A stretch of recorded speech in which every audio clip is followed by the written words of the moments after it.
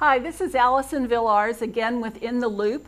I'm the Director of Health and Human Services here in St. Tammany Parish Government, and we are really happy today to have Dr. Chuck Preston, who is the coroner for St. Tammany Parish, and he's going to talk to us about some issues and precautions we need to take around swimming pools and water. So, Dr. Preston, thanks for joining us. Thank you for having me. Okay, so I want to know a little bit more about you. I mean, I've worked with you in the past, but I don't know everything. So how did you decide to become a doctor? Well, I say I got the bug as a teenager. I volunteered in a hospital at East Jefferson Hospital, and I started to work in the X-ray department, which gave me patient contact. And being immersed in that clinical environment, I just became infected, and I knew there was nothing else I could possibly do than become a physician. So you grew up in Metairie or New Orleans? Well, I grew up in Metairie during my first 2 years of high school, and then into New Orleans East for my junior and senior year, and went to college at Northwestern State in Natchitoches, and then medical school at LSU in New Orleans, and trained in emergency medicine at Charity Hospital. And why did you pick emergency medicine? You know, I really picked it because it was the kind of thing that you think of as doctors doing. It was everything. So we took care of babies in the womb to grandmothers before the tomb. We did medicine, we did surgery, we did pediatrics. Just virtually everything was within the scope of emergency medicine. And your shifts were long. And our shifts were long. They were either 7 a.m. to 7 p.m. or 7 p.m. to 7 a.m. And that's why when I had children, I opened Doctor's Urgent Care, because the shifts there were 9 to 6. So you did open that establishment on your own? I did. I opened it with my partner, Dr. Wade Stopenall. And both of us were in the position where we now had wives and children, and we wanted to be able to spend our nights at home with our children. So one more question about who you are and how you got Sure. here. How did you decide to run for coroner?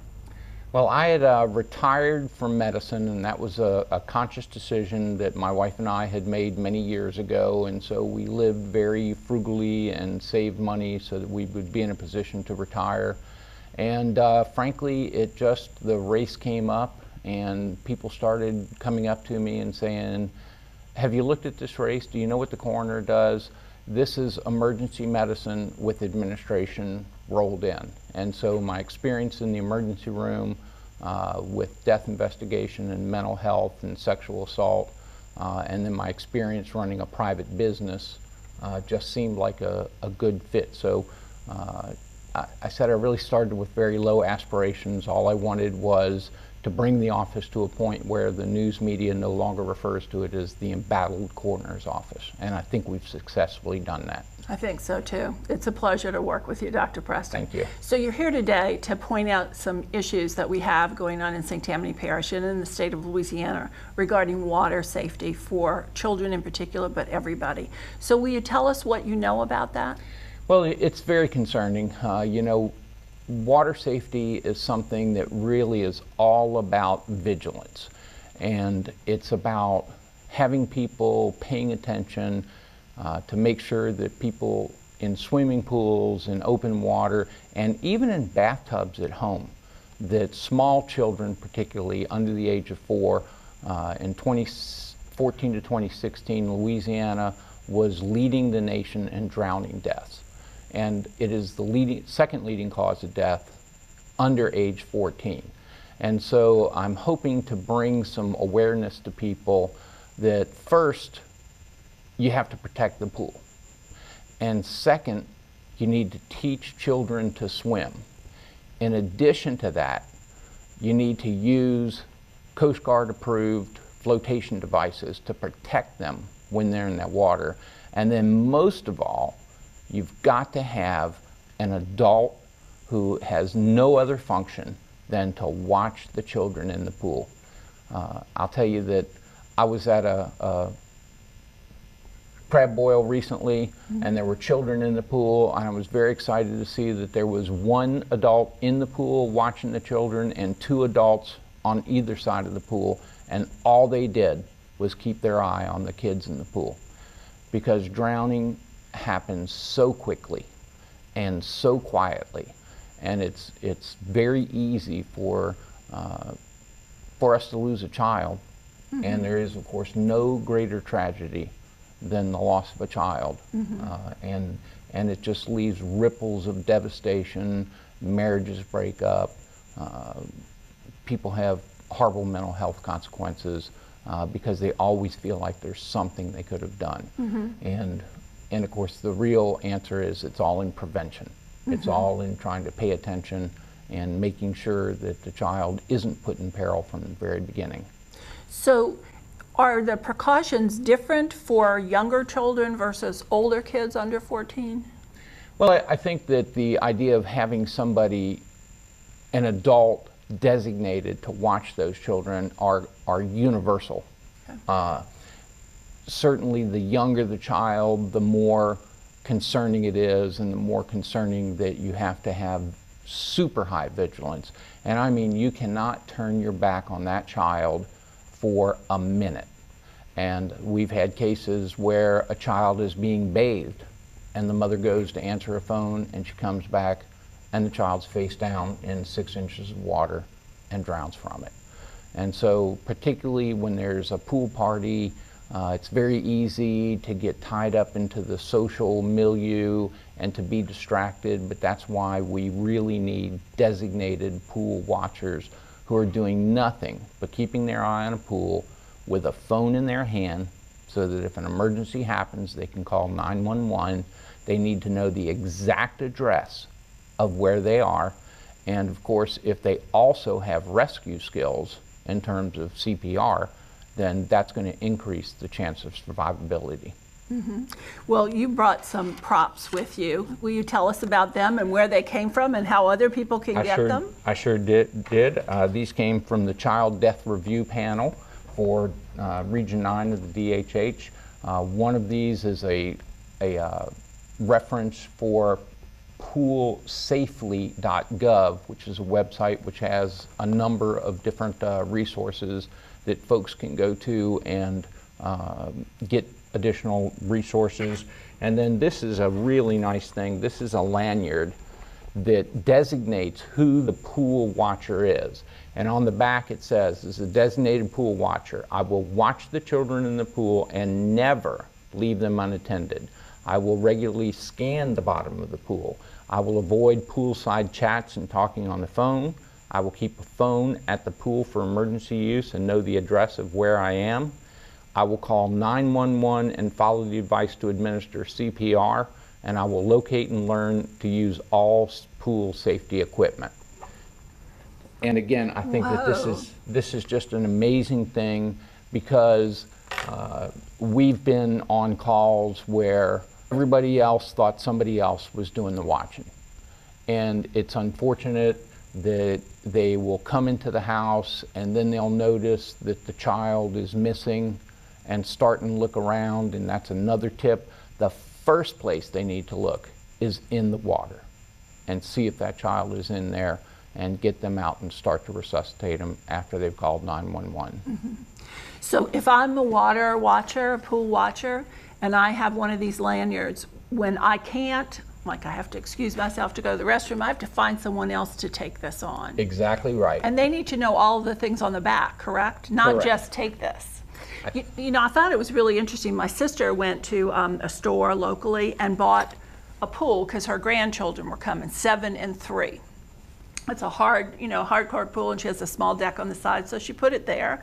And then when the kids were ready, they put water in it, not before, which I was very pleased about. But I saw this, it wasn't a beautiful lanyard like this, but it was a little string lanyard. It had a little thing. I kept saying, what is that hanging on the wall? And eventually I got her attention before the boys went out, and she said, well, it's a pool watcher thing. It came with the pool. And I thought, well, how cool is that? So I learned about this before I actually got here to talk to you, Dr. Preston, and it was nice that the production people in a manufacturing facility somewhere on the planet actually packaged that with it. So. Well, that's an important part of trying to get this message out, and that's why I'm happy to be here.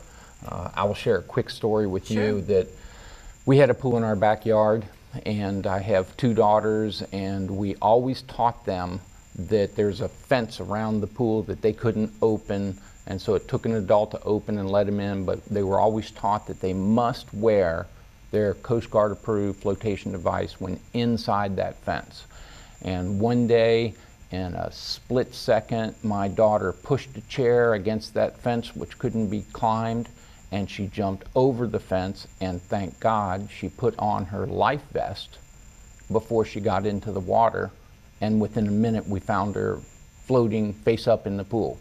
So no matter how vigilant you are, children can disappear in a moment. And so it's very, very important to teach them to swim and to teach them to use those life-saving flotation devices. Well, a lot of people don't like how they look or how they feel, so what do you tell those people? I'd rather be uncomfortable and alive. And rather have your children And rather have my children. uncomfortable and alive. And I have a picture of my daughter with a life vest on a boat with the maddest looking face I've ever seen, and I cherish that picture because now she's still here at 22 years old and is here to complain about it. That's great. So are there any other tips you want to give to people about swimming? Do you know the things that they have to have around the pool and how tall the fences need to be, or do I need to talk to somebody else about Well, that? the fences should be at least 4 feet tall. They should be self-locking or difficult to unlock so that only an adult could get them. And swimming lessons from very early on are just critical because, of course, one of the best ways to prevent drowning is to be able to swim. And if they can swim well enough to get to the side and hold on to the pool, they can call for help or work their ways to the step. And it's not even just for, good swimmers can get in trouble too. Absolutely right. Particularly when there's a Absolutely lot of people around, kids jump on top of one another without knowing that that's what they're doing because somebody's swimming underwater and all of a sudden, so we got to watch for those good swimmers too. And of course, a whole nother topic is diving accidents and how devastating a diving accident can be. There's probably no safe way to dive into an above the ground pool, and even in an in-ground pool, they usually have a shallow end and a deep end. And diving into the deep end can result in cervical spine injuries and paralysis, and it's just tragic. So it's also important that we educate children about diving safety. Okay. So any other tips you want to give to us in St. Tammany Parish who cherish our coroner? Well, my tip would be pass the information around. For everybody who's learned something today, tell a neighbor. Tell your friends who have pools. Designate somebody to be the pool watcher. And just like you said, if the pool watcher has to excuse themselves, make sure that you have another sober adult who is going to take over that responsibility and that they understand the gravity of that role. Okay. Well, I'm going to thank y'all for watching this section of In the Loop. We'll be back in a little bit. But I would recommend that if you don't have one of these, you might get your kids around a table to make one for you and put a lanyard on it and use that until you can get one from Pool Safely, which is at what address? It is www.poolsafely.gov. Okay, and we'll put that on the screen for you. So thank you very much, Dr. Preston. It was a pleasure. Thank you.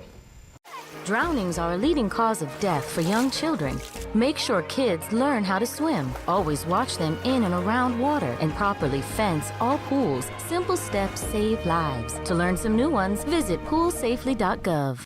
Hi, this is Allison Villars, Director of Health and Human Services. We're back for the second section of In the Loop today, and I have Mallory with me, and I'm practicing her last name, so I hope I say it correctly. Danos. Yeah, that's right. Danos, good, I got it. Okay, so Mallory, you're with the Y, correct?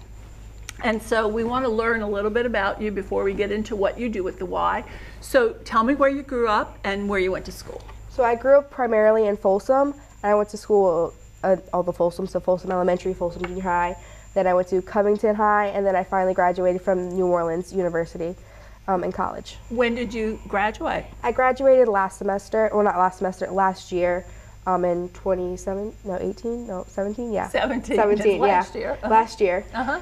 Well, that's great. And what did you major in when you were there? I was a film major when I was there. And why did you choose film? I chose film because when I was growing up, I was really interested in how movies were made, all the production behind it. I really loved listening to the director and say, oh, this happened because of this and how that all went into play. And I really loved making stories up when I was little. So that seemed like the best path when I was going to choose a college, which school would be better suited for film and how I can learn to make stories and further go on with that. Mm-hmm. And you're not doing that right now. No, ma'am, I'm not. I'm with the Y right now. Okay, so maybe you could do something for the Y in relation to put a film together for them. Maybe, and we've thought about it and talked about it in the past, but with the water program, I'm the aquatics coordinator there, and I'm very in love with what I'm doing right now, that it's hard for me to go to my other passion as well. Mm-hmm. So finding a two and putting them together, it's possibly in the future, but just not right now with the path. Well, it's nice that you know who you are and what you want at this point in time. So when did you start with the Y? I started with the Y roughly 3.5 years ago. And what were you doing then when you started? I was lifeguarding, so I was hired on as a lifeguard to lifeguard for the pool there, and it just kind of went up as I stayed there. Okay, so talk to me about how you became a lifeguard. What did you have to do to become one? Okay, so I originally was a senior in high school when I became a lifeguard, and I saw a flyer on the walls that said, be a lifeguard for the summer. I got the paper, I called the number, and I originally was a Red Cross lifeguard.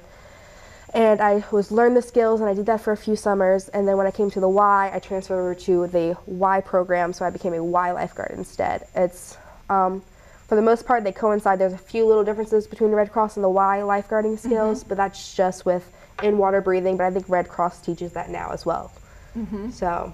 Okay, so that's a very fascinating topic you just brought up, but we're going to talk about some other things before we do that. So how many lifeguards do you all have at the Y now? At the Y, during the summer, our numbers go up, so we have more lifeguards right now. I would say we have about 25 lifeguards altogether staff-wise, but on the pool deck we have 5 with camp. When camp's not there, we have 4 lifeguards. Okay, and are they positioned in different places around the pool? Yes, ma'am. We do have a rotation that we do, so our pool is a rectangle. It's mainly lap lanes, but we do have it for open swim, and we have a slide pool to the side where kids can go down the slide and enter a little pool there. So we have one guard, what we call a roving guard, so they walk around the pool. On one side of the pool, we do have a stand on the other side of the pool where we have a guard there, and we do have a lifeguard positioned at the slide pool. And our 4th guard is our break guard, also our swim test guard and stuff like that. Okay, and what's the swim test guard about? So the kids, if they're under the age of 12, or the lifeguards kind of play it by ear, seeing how their ability to swim, and they have to take a swim test in order to go to the deep end. If not, they do have to wear a Coast Guard approved life jacket or be with mom practicing their skills. Okay, that's a great thing. Have y'all been doing that for a long time? We've been doing it as long as I've been there, and I'm pretty sure it was there in place before. So, yes, ma'am. Okay, so we're talking about lifeguards, so let's finish off that. If somebody wanted to become a lifeguard, a young person, an older person right now, what would they do? So we do have classes at the Y, both at Covington's and other Y facilities where we train you to be a lifeguard. They're held throughout the year, so you just have to look into that. You can go to the website or call a Y facility and find out when they're having their lifeguarding class. And so what is the website? The website is ymcaneworleans.org. ymcaneworleans.org. Yes, ma'am. Correct? Okay. And so even though it's New Orleans, you can get to the Y in Covington. Yes, ma'am. Does it have a specific name? West? West St. Tammany is what we go by, or if you need to, you can go to Google and type in Covington YMCA and we pop right up. Okay, cool. So if I wanted to be a lifeguard, I just have to take a class? There's a class, and there is a physical part of the class that you have to pass in order to do the rest. We go through the class, we teach you the skills that you need to learn after you've done the physical part, which is you swim a few laps in the pool, you tread water for a while, and you do a few compressions. It's a physical part, and then you go through the class where either I or another instructor teaches you the steps of this is how you do this rescue, this is what you do once you're out the pool, things like that. There is a written test. You do also get CPR certified, first aid certified, and oxygen certified. And then there is also a physical part where we do a scenario. If something was to happen, we see if you are able to react properly to saving someone if need be. And so can parents take this? Yes, ma'am. The age is 16 and up. So as long as you're 16 years old, you can get certified at the Y. So this is a good idea for maybe parents to look at Yes, ma'am. to see about safety. So at your pool, we're using your pool, the Y pool as an example.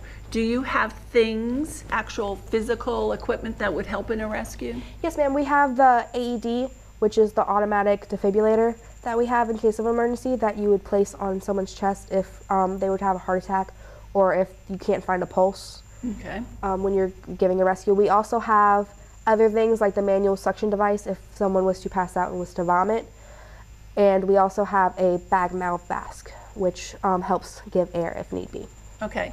And do you have something to reach with if someone? Yes, ma'am. We do have a shepherd's crook, I believe. And we also do have a throwing buoy as well. So the ring that you see on the boats and all the movies that you throw out and bring to someone. We do have that as well. And the lifeguards do carry around their buoy as well. Okay.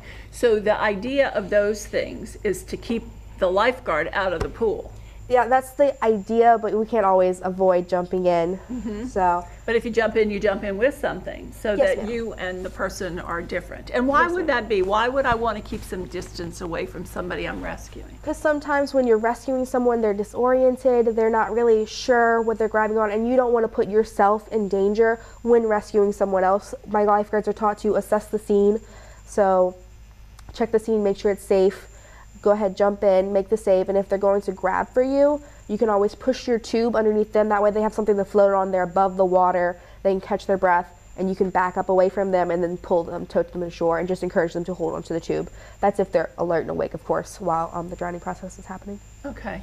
So there used to be a little ditty that people would talk about. So reach, Throw, don't go. And that's what we teach to our children for swim lessons. So when we're having swim lessons, we teach our kids, all right, so reach, throw, don't go. So that means you can lay down, have like a noodle or a tube or something like that, reach for your friend if for some reason there's not a lifeguard or parent watching, and you can pull them in. You don't want to go and get them. We teach them to anchor themselves to the ground, which basically means lay down on the ground and hold it out. But if they're too far out where that's not going to reach, we throw it out to them, grab the flotation device, and then encourage them to kick to shore. Okay, that's great news. So let's go to happier things. Okay. So what's the youngest child you guys would take on to teach how to swim?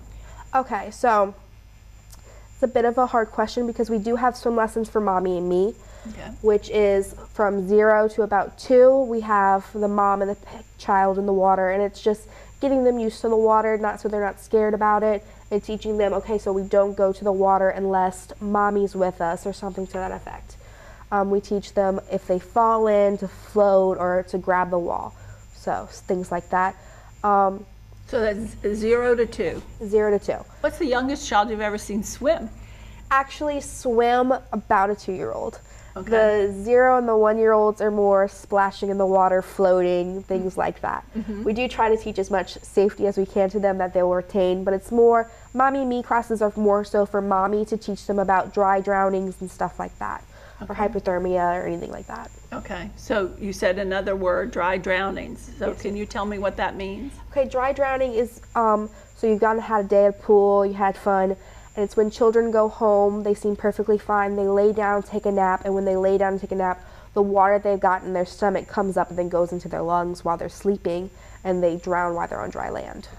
And how do you prevent that? So it's more so keeping an eye on the children. You don't want to dunk them underwater, and you can keep an eye on it by seeing if their belly's extended and things like that. If they're coughing up a lot of water, okay, let's take a break and sit to the side, catch our breath. Maybe we need to be done with the pool today, and just monitoring the child afterwards, making sure they don't take on a lot of water. Okay, well that is something I didn't know, and I've been on the planet a long time, so I'm happy you shared that with us. So I think that's really good information for parents to have.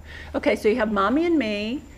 Could be daddy and me It too? could be daddy and me. We have a lot of daddies that come with the babies. Okay, so you have that, and what would be the next step? The next step, we have water acclimation, which is for our 3 to 5-year-olds. And again, that's getting them used to, it's when the kid's scared of the water, they don't want to put their face in the water. It's encouraging them to get used to the water. The water's not a scary place. We don't want a kid to be scared of water, but we also want them to be safe. So we teach them water safety and not being scared. We also start teaching them things like front glide, our kicks, things like that. And what age group is that typically? That's about 3 to 5. We also have that for older children as well, for 6 to 12 years old as well. Anything above that we do have adults that sometimes need to have some swim lessons as well, and we have private lessons for that. So adults don't want to learn in a group. For the most part, we haven't had the numbers, but if we would have the numbers of adults saying, hey, I want to be in a group, that we could possibly start that program at the Y as So well. one of the things you would want to have parents do is that they would know how to swim. That would be a safety thing for them. Yes, ma'am. So it would take care of them in the water too. And do adults get in trouble in water? Yes, ma'am. Adults get, you mean like danger-wise, like they need help, or like you shouldn't do that with the lifeguard correcting them danger? All of the above. Okay, so yes, adults do get in trouble with the water. They sometimes realize they've gone too deep. I'm with my kid. We've gone too deep. I need help. That's when the lifeguard steps in, if there is one present. If not, then we encourage parents to have the child in a life jacket, and if they need to swim towards shore, they can. Parents do also sometimes throw their kids, dunk their kids into water, and we do discourage that at the Y with our lifeguards. We try to encourage them to focus on swimming and not so much dunking and stuff like that, because then the child can get water into their bellies and so what, and then a dry drowning might occur. Okay. So after 12, do you actually do swim lessons where they learn and perfect their strokes? Well, we do have that for 3 to 5 years old and 6 to 12 years old as well. Okay. It's stage 2. We go through 2 to 4, and stage 2 is water movement. It's when we learn to move our arms and our legs and float and like going distance-wise. Then we have water stamina, which is building your strength, going further, and then we have stroke development, which is when we perfect our strokes. That's when we used to get to swim team, really. Okay. And so you have a swim team? Yes, ma'am. Tell me about the swim team. So we have a swim team at the Y. I know a lot of Ys do, and right now we have 60 kids in the swim team, and a lot of our swim team kids come from our swim lessons. So they get to a stage where they want to do more, they want to perfect it more. So we encourage swim team that puts them on a team where they can learn leadership skills and stuff like that. Okay, so if somebody wants to know about all of what's going on at a particular time, how are they going to find out? At a particular time, they can call our YMCA, or they can go to the website. And what's the number of the Y? Do you know? Not off the top of my head. Okay. We know it's 985. Yes, 985. So we'll put it on the screen so people can know. Okay, and so the website again is? The website again is ymcaneworleans.org.